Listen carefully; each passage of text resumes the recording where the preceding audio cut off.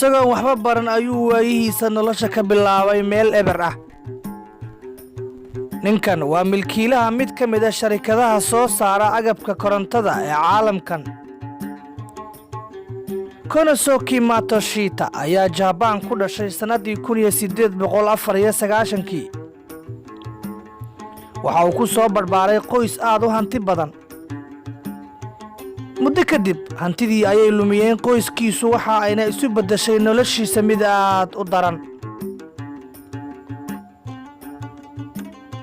Matsushita iyo qoyskiisu waxa ay u soo guureen oo ay degeen mid ka mid ah buushashka ku yaala dalka Japan. waxa uu halka ku qaatay xaaladihiisii xumaa isaga iyo walaalihiis waxa ay la dhibaatoonayeen gaajo. waxaana sii siyaaday xumaanta iyo sii liidashada xaaladooda. walaalihiis qaar ka mid ah ayaa u geeriyooday xanuun kadib markii waalidkii ay awoodi waayeen in ay daweeyaan. Matsushita waxa uu ku qasbanaaday in uu ka tago iskuulka isagoo 9 sano jir ah si uu u shaqaysto hanti uu isku daweeyo haddii uu jirado.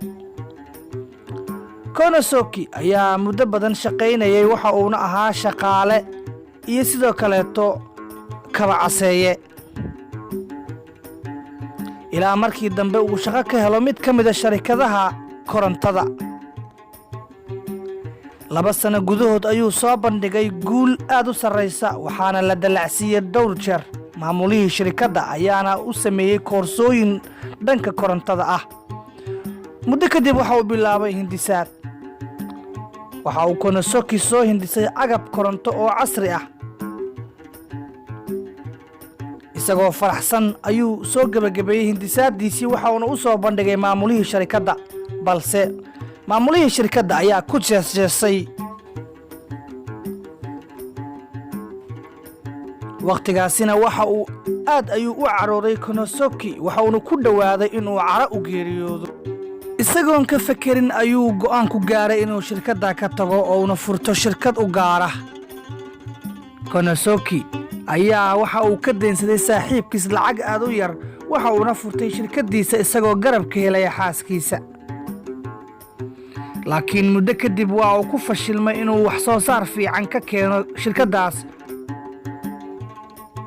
inkastoo Konosuke aanu isdhiibin haddana fikradihiisii ganacsi ayuu u bandhigay shirkado ka waaweyn waxayna aqbaleen dalabaadkiisii.